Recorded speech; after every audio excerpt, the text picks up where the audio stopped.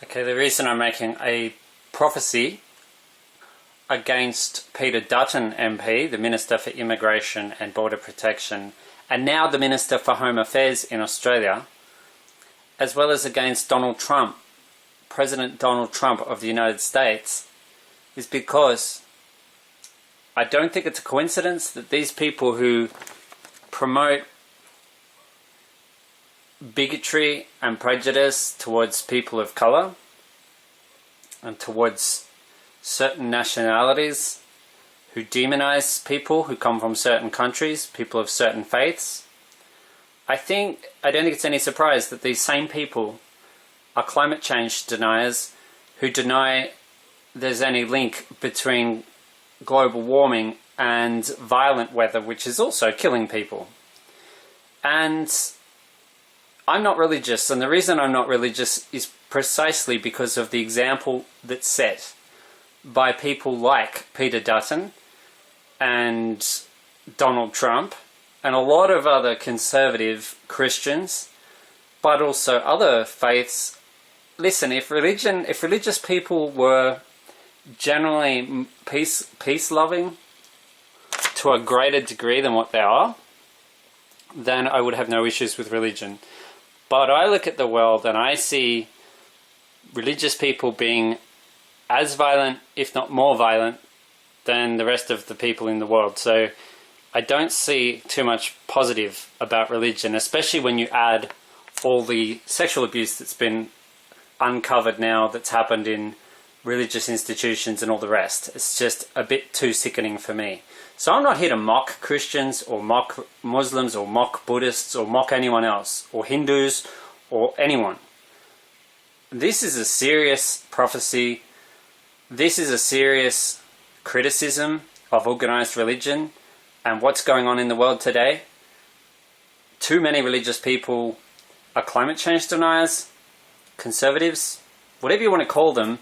There's a real big disconnect between reality and the propaganda these people are pushing. And I personally have had enough of it. The Myanmar military has conceded that some of its soldiers were involved in the killing of 10 captured Rohingya last year.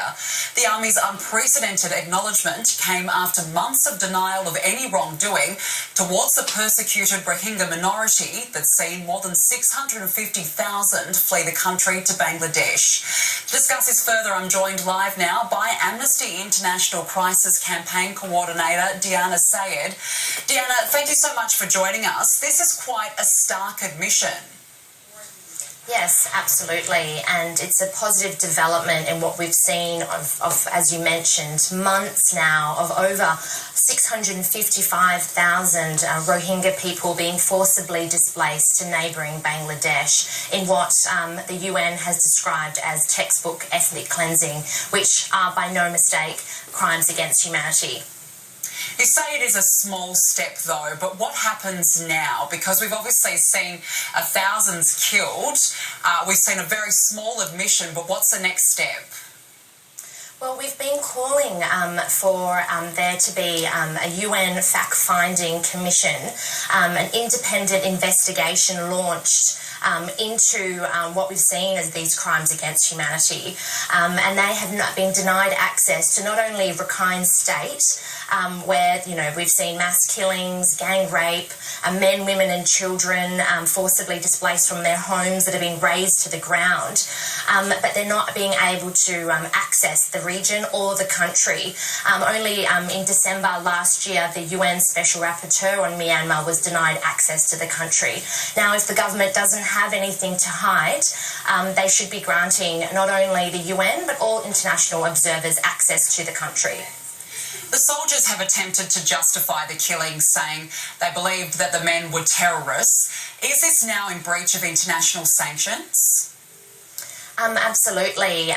This is an appalling justification for an extrajudicial killings of these 10 people, of Rohingya people. If there are independent investigations into these months-long, forced displacement of Rohingya people, these perpetrators need to be held to account. So what we're seeing now is just this admission is just the tip of the iceberg, and there needs to be further investigation to reveal the true extent of what has taken place over the last few months. We haven't really seen many world leaders come out and take a strong stance on this issue. I know that Theresa May has been really one of the only ones to come out saying that this is an example of ethnic cleansing. Now that the military has made this admission that it did kill 10 Rohingya, should more world leaders take a public stand? Absolutely, and we've seen that the US and the EU have taken concrete steps to sanction senior military leaders from being able to travel and their families. What we haven't seen, though, however, is Australia and our Foreign Minister take a stronger stance on this and come out and outrightly condemn what we're seeing as ethnic cleansing and crimes against humanity. All those other countries as well have taken steps. The UK has cut all military ties to the Myanmar regime as well, yet our government, on what we're seeing happening on our doorstep, has continued business as usual with the Myanmar military. What should the federal government be doing then? What would you like them to see them do? Well, we'd like them to draw a line in the sand and send a very clear message to the Myanmar military and cut all ties. Currently, they are continuing to train and support the Myanmar military and are out of step with the rest of the world that have not only condemned the ethnic cleansing of the Rohingya people, but have taken measures to draw that line in the sand. So this isn't a time for complacency. This is a time for concrete action, and the Australian government has to step up. We've come now to that pointy end, I guess. The Bangladesh government want to start repatriating Rohingya in the next few weeks. Are aid organisations running out of time here? Look, repatriating the Rohingya people to what? Their homes have been razed to the ground. They haven't, they're not secure. For their livelihoods aren't safe. They can't live in dignity. Earlier last year, Amnesty conducted a 2-year investigation and research into the current regime in Myanmar that systematically segregates and discriminates against the Rohingya people as a minority group. And we called it a system of apartheid. So until this system is dismantled, that the safety and dignity of the Rohingya people can be guaranteed, and if they choose to voluntarily return to Myanmar, where are they going to go? We've heard iterations that camp-like situations will be set up for them, but it is way too early to be talking about repatriation when we don't even know for sure that the violence has even stopped in Myanmar. Amnesty International Crisis Campaign Coordinator Deanna Sayed, thank you so much for bringing us up to date on this issue today. Thank you. And you heard what she said there. I feel so justified now in making this prophecy against the Australian government. You think Australia is a democratic and freedom-loving country? They are supporting a military that has thrown little kids to burn alive into fires. That is the reality of Australia. Take that on board, think about it really deeply, and think about having someone like Peter Dutton, who would have been at home running a concentration camp in Nazi Germany as the Minister for Home Affairs, and think about what the word freedom actually means to you and what value it's got. I would urge you very strongly to do that.